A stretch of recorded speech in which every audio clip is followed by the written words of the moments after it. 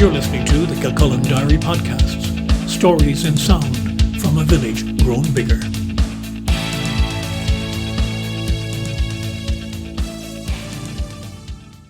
Hello and welcome to Summercast, an occasional podcast from the Kilcullen Diary for this time of the year.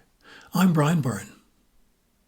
The story of whiskey is an old Irish one, and the story of Irish whiskey today is one of growth, whether by the solid promotion of traditional brands like Jameson, or the many new craft labels which have sprouted in recent years. Back in the 1800s, it was like that too, and even more so. An estimated 60% of the whiskey produced in the world came from Dublin, virtually all of it from a golden triangle in the Liberties. But that declined, and by the 1920s, Scotch whisky was very much in the ascendant. Irish whisky's share of the market fell so much that by 1970, a young Irishman doing his doctorate in Harvard University in the US decided to write one of his required case studies on just that subject. John Teeling knew nothing about whisky. He doesn't drink. It was remarkable. I knew nothing about it. And I was a student in the States. I was doing a doctorate, and part of the requirements were that I had to write 2 case studies. And I hadn't a clue what to do, like a typical student. I was an old student, I was 25. And one of the professors of agribusiness suggested I do something in Irish whiskey because he liked Irish whiskey, one of the few people in the world who liked Irish whiskey. So I wrote a case study on Irish whiskey, which was the failure to market in the States. It was very unsuccessful. And I was fascinated by this, and I saw the history of how it had declined from 60% of the world to 2% of Scotch. So I wrote a second case study for myself, which became the feasibility study, in fact, as to how did this happen. And it was very simple. They just refused to adapt to technology, the new technology of columns. You have no columns here, you only have pots here. The traditional old-fashioned, it's very old-fashioned, very straightforward. And they wouldn't adapt. The Dublin distillers in particular refused to put in the new technology of big columns, big industrial columns, much cheaper, much lighter, much faster maturing. But the Belfast companies did. So from 1830 to 1900, the Dublin distilleries essentially declined, and the Belfast ones came to prominence, which might be happening again. I'm watching with great interest the rapid growth in Belfast distilleries. There's 3 or 4 of them now. Having done his research and written those case studies in Boston, John Teeling's interest was further piqued, and he came to a conclusion which was to turn out prophetic, that he would like to own a distillery. I went to a pub, a strange thing called the Plough and Stars, between Cambridge Square and Harvard Square. Met another Irish guy called Willie MacArthur, and I said, Willie, I think I should build a distillery. I said, now I had an interest. My research interests at that time were in Irish industrial development policy. Still would be. If I had a hobby, it would be in how you promote indigenous enterprise. And that was 1970. I wrote a small study to say this is how I would do it. And I had no money till 1987. I was married to my current wife, and I was broke. You're a student. You don't make much money as an academic. But I made a few bob, and in 87 bought the assets of the Chemical Chorlta, made industrial alcohol. Very good quality industrial alcohol in 4 plants around the country. But they'd all kind of fallen into disrepute, except the Cooley one, which was making good quality potable alcohol for Smirnoff and things like that, from molasses, which they imported through Greenland. So when they closed them all, and I bought the assets for nothing. £106,000, because they were worthless. Worthless indeed, unless you knew what you wanted to do with them. Of course, to get the whole process going, further investment would be needed. John had made some money on the stock market, which had gone towards the purchase price. But he had other people who had followed him in his stock market ventures, and they came along as shareholders in this new episode. The first production was Easter Sunday 1989, and we put in pots and columns. The essential requirement was there were columns there to make the industrial alcohol. These big they were stainless steel columns. And we got pots from the old distillery Old Comber Distillery in the north of Ireland. Set up in 86, production 89, took 2.5 years. First profit about 2000, and then from 2005 on it started to make very good money because of the change in demand. That success was due in part to a significant rise in interest in whisky and other brown spirits amongst a younger cohort. The Cooley operation developed a number of brands to pick up on that, including Tyrconnell, Connemara, and the long-established iconic Kilbeggan labels.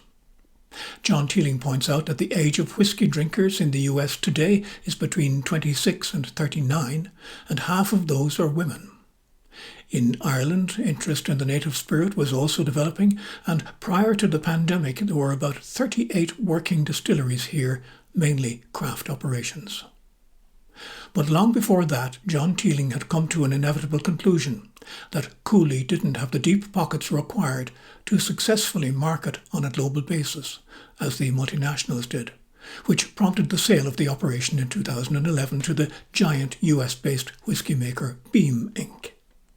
This sale, which would have left his family very comfortable financially, didn't stop John Teeling's entrepreneurial gallop, though. He subsequently bought the former Harp Brewery in Dundalk and adapted it for distilling bulk Irish whisky. As Great Northern Distillers, it became an enterprise that performed way beyond expectation.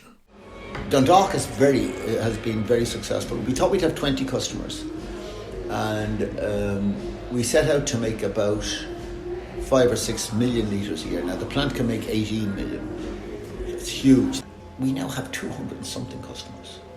It's the best Irish-owned business because it uses Irish air, Irish water, Irish thyme, and some Irish grain. Now maize is French because the climate just doesn't suit it, and it's 95% export. So the value added is huge. It's hugely important for the Irish economy if it can grow, and it has grown beyond the expectations.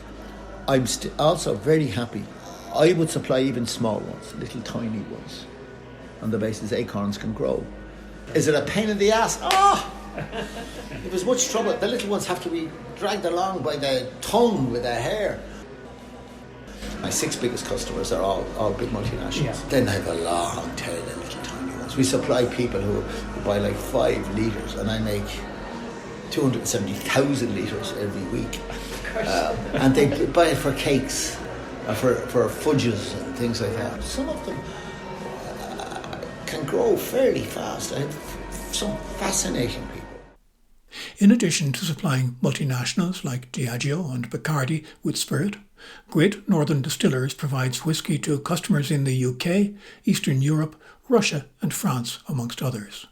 In most cases, its own brand, making what's called new fill and selling it to customers at the still, and then warehousing it for them. Much of the product is later shipped by tanker to customers. To those who might suggest that all those customers get the same whisky, John Teeling points to the fact that G&D have around 400 different blends in progress at any given time. We make about 400 blends. I make 5 types of whisky. I make single grain, I make single malt, double, triple, I make pot, I make peated, and then I would warehouse them in different types of casks, and they're distinctly different now, distinctly. After 6 months they're different. And so we finish also, so you'd have a whisky 3 years old from me and you say I want something different, so I might put it into a rum cask for 6 weeks, 6 months. And then I give you the ages. Most companies wouldn't do this. Will I have to stop it? Maybe, because it's everybody, there's only so many products we can make. Only because we're trying to control them. So if I have a special cask and it's in one of our 22 warehouses, how the hell do I get it out? Since that low point in 1970, the state of Irish whisky has improved substantially. Annual production now stands at 12 million cases against Scotch at 100 million cases. Though the big competition in whisky production is coming from India and Japan, John Teeling is very clear that he believes the potential for Irish whisky is very positive. I think it has huge potential if we don't screw it up. And the danger is we have a thing called GI, Geographical Indicator Technical File. You know, that's our trademark, European trademark, and it's very rigid in Irish whisky. Not as rigid as Scotch, but very rigid. And Scotch is so rigid now it's not growing. Scotch is just not growing. It's because it's making the wrong product, and it's finding it very hard to change. It's not making a product that young people want. Now, if you go for malts, yes, but an ordinary Scotch blend, old man's drink. We're not. We're a young person's drink.